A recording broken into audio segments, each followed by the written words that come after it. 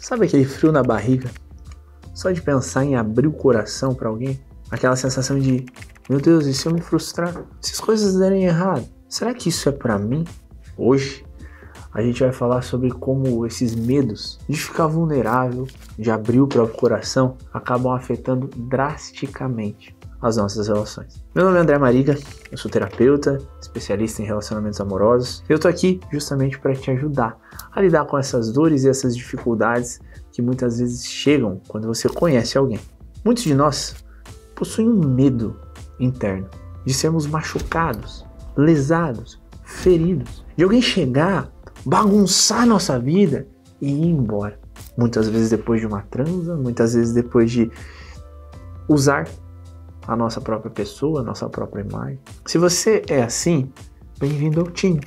Eu também já fui assim por muito tempo. Na verdade, eu posso te garantir que eu só consegui não ser assim no dia em que eu conheci a minha esposa.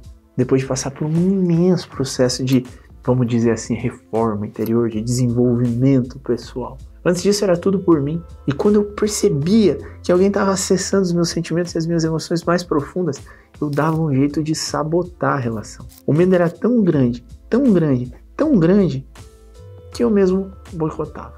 Ou eu conhecia outra pessoa, ou eu começava a dizer que aquilo não ia dar certo, ou eu tentava mudar a pessoa, ou às vezes eu até mesmo simplesmente traía.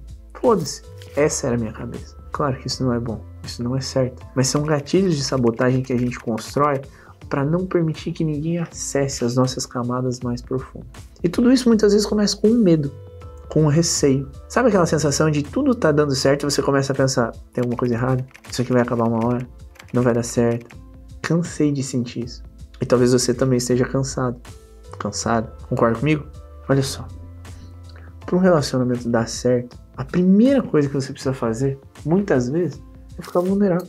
A primeira coisa que você precisa fazer é olhar para a situação e falar assim, caraca, se eu realmente não me abrir a isso, talvez eu nunca consiga construir uma relação sólida. Poxa, André, mas e se a pessoa me ferir? Se você parar para pensar, isso tudo se trata de um gerenciamento de risco. Se a pessoa te ferir, ela não vai fazer nada que seja diferente do que outras pessoas já fizeram. Só que agora você está mais calejado, você está mais calejado. Você já viveu isso várias e várias e várias vezes. E justamente por já ter vivido isso várias e várias e várias e várias vezes, você já entendeu como que você faz para sair daquela sensação ruim. Então, se lá no começo você sofria meses e mais meses por uma pessoa, hoje em dia você sofre, sei lá, uma semana. Pô, é uma semana maravilhosa? Claro que não, mas olha como o tempo foi sendo reduzido. Se você sofre pelas pessoas que terminaram com você há pouquíssimo tempo, da mesma maneira como você sofreu pelas pessoas que terminaram com você lá, quando você era, sei lá, adolescente, tem alguma coisa errada com você. Porque isso não é o normal. Talvez você esteja vivendo um processo de dependência emocional, talvez você esteja realmente com marcas, com fraturas, com crenças que estão potencializando a sua dor. E você vai precisar tratar isso. Não é normal.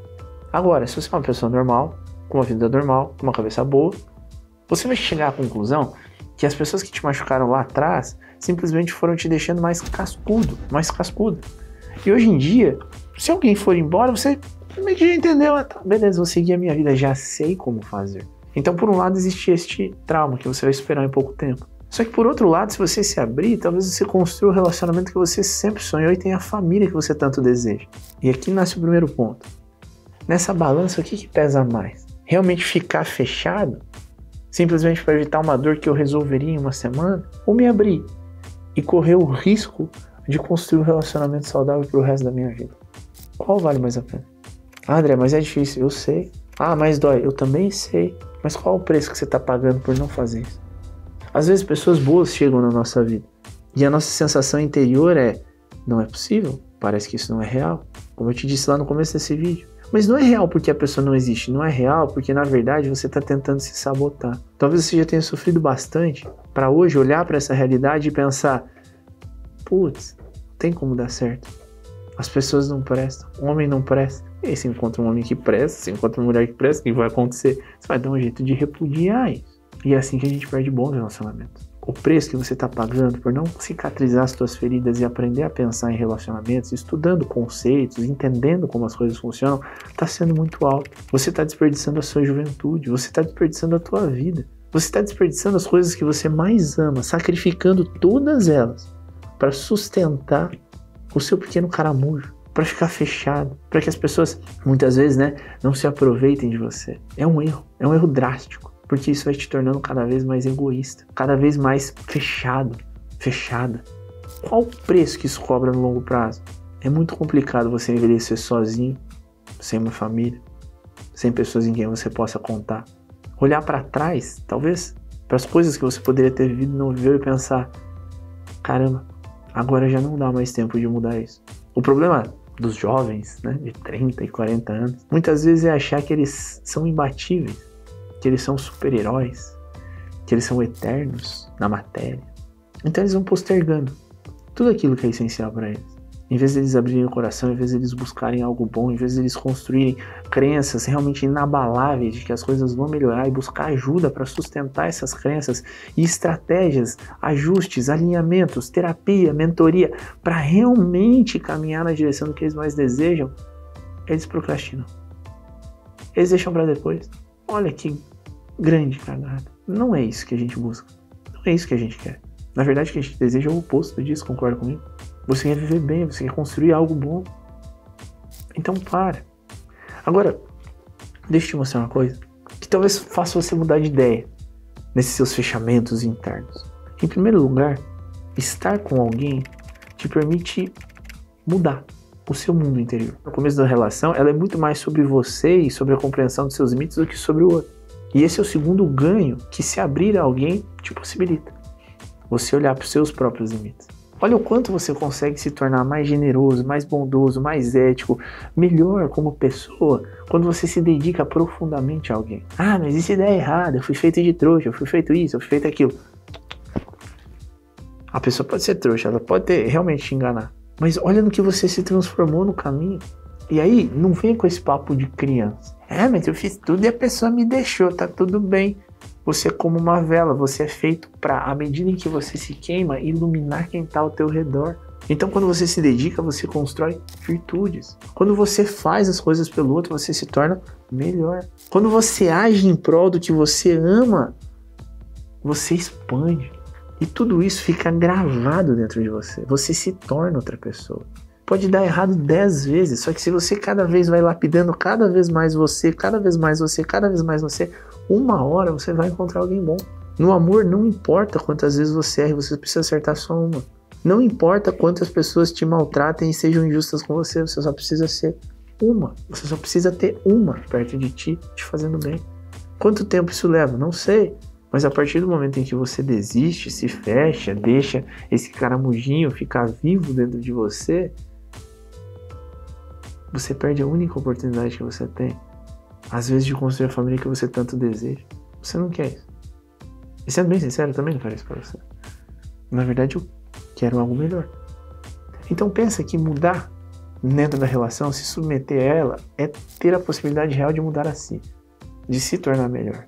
Seja para essa relação, seja para o futuro, seja para a eternidade. Não sei no que você acredita.